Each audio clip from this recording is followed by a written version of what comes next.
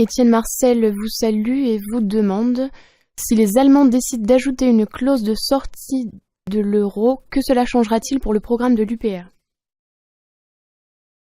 Étienne Marcel, c'est un pseudonyme, je suppose, qui fait pas. C'était le maire de Paris, l'équivalent du maire de Paris au Moyen Âge, en 1356 exactement. Étienne Marcel. Au moment où il y avait eu, il paraît que c'est lui l'inventeur de la cocarde tricolore. Enfin bon, là j'arrête là mes références historiques. Il faut que Étienne Marcel, simplement, il comprenne une chose, c'est que les Allemands ne peuvent pas introduire la clause. Que je sois bien clair, j'ai dit tout à l'heure que dans la Frankfurter Allgemeine Zeitung, le journal, il y avait 154 économistes, professeurs d'économie allemands qui réclament l'introduction d'une clause de sortie dans les traités européens. Mais d'abord, il faudrait qu'ils en convainquent le gouvernement allemand, qui à mon avis est déjà convaincu. Mais le gouvernement allemand le voudrait-il? Que, selon ce que je disais à l'instant même avec Dominique de Villepin, il faut qu'il y ait l'accord unanime de tous les États des traités européens. Donc il y a actuellement 28 États qui sont co-signataires du traité de Lisbonne. Il faudrait donc que les 28 États soient d'accord pour faire une réforme des traités.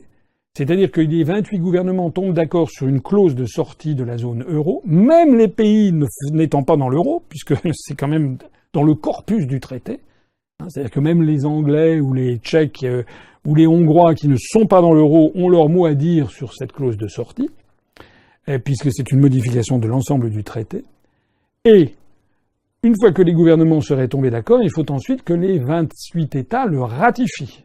C'est-à-dire, en général, la ratification se fait par les parlements des pays respectifs. Dans quelques cas, ça peut être par référendum.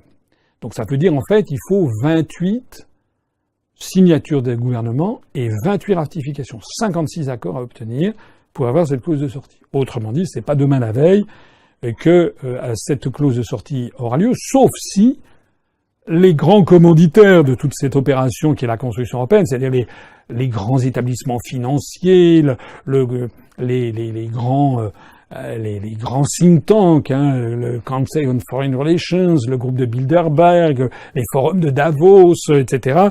Si toutes ces forces, en fait, où se mélangent l'économie, la politique, etc., d'un seul coup, il y a une espèce de consensus général qui dit oui, ça ne peut plus durer, et donc qui à ce moment-là font pression sur les 28 gouvernements en disant vous devez changer. C'est pour ça que c'est pas totalement impossible si l'oligarchie en décide ainsi. Mais pour l'instant, ça n'est pas encore le cas.